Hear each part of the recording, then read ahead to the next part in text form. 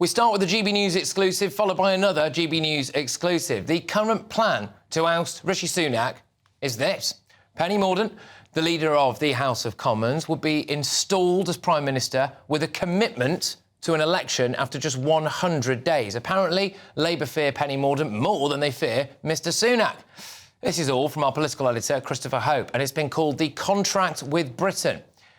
Now, for the second GB News exclusive, I'm about to reveal astonishing brand new polling data that has just landed. So here we go. Starting with Westminster voting intention, Labour are on 45% with a 25-point lead over the Tories. Interestingly, Reform are the third most popular party now on 12%. Then follows the Lib Dems on 10% and the Greens on 9%. Let's drill down into those numbers for Reform, shall we? 14% said they are likely to vote for Richard Tice's party, which rises to 29% for 2019 Conservative voters. 60%, however, stated they are unlikely. We also asked, would you replace Rishi Sunak as PM? Who would you replace him with? And Nigel Farage was the most popular choice among a host of big-name Tories. The GB News man came in at, well, it's not exactly a resounding victory, is it? 8%. Boris Johnson was second with 7%, followed closely behind by Penny Mordaunt. So, hey, perhaps then, Miss Mordaunt is the most realistic candidate to replace the PM after all. But here's a stat that will cause tremors in Conservative HQ.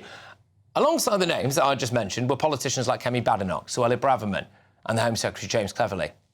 But crucially, 51% of people responded to say none of the above. Grief. So, the public see a complete dearth of talent in the Conservative Party, apparently.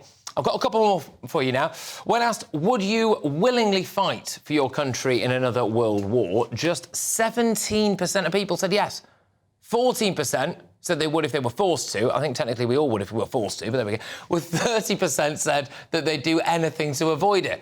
Now, this is important as well. After my eye-opening interview with Britain's strictest head teacher, Catherine Birbalsingh, 38% of people said they supported her decision to ban all prayer at the Michaela School, while 28% oppose it.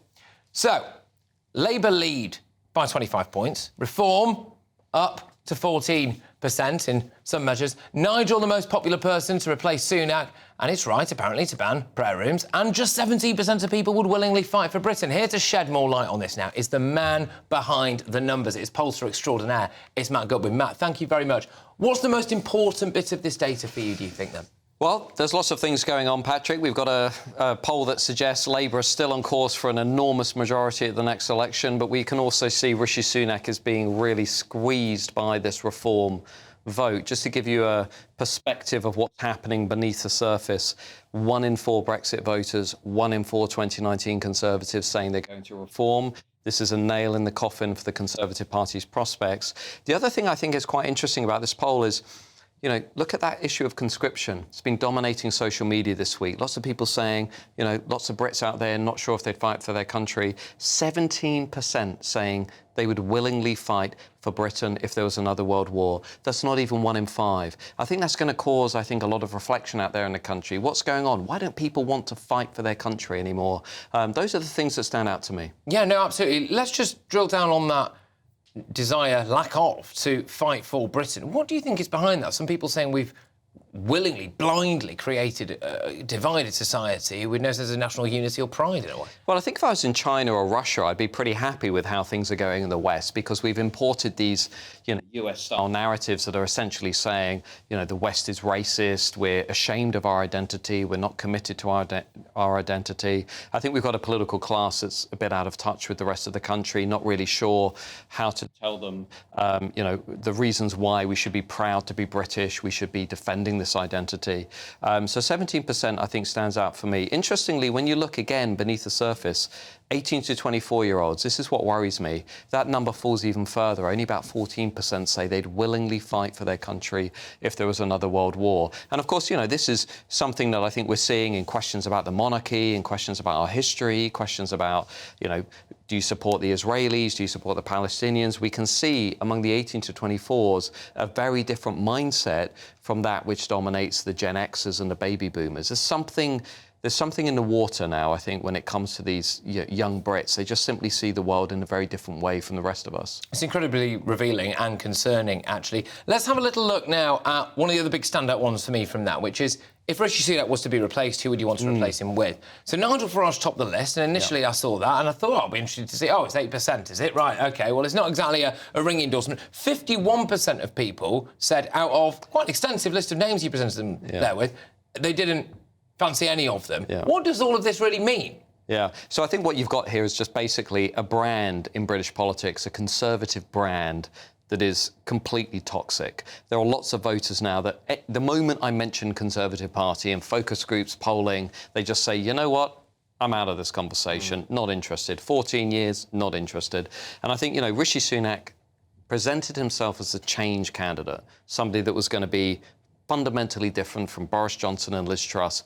If you look at the polling figures, he's clearly failed to cut through in that respect. 51% saying, I'm not interested, even if the party's under Penny Mordaunt, even if it's under Boris Johnson, even if it's under Nigel Farage, I'm just not interested. So I think what we've got here is an enormous hole in British politics, and also, by the way, an enormous opportunity. I mean, if I was Nigel Farage, I'd be thinking, why would I go to a brand that's utterly toxic and problematic? Why wouldn't I go into the Reform Party? Why wouldn't I try and take that?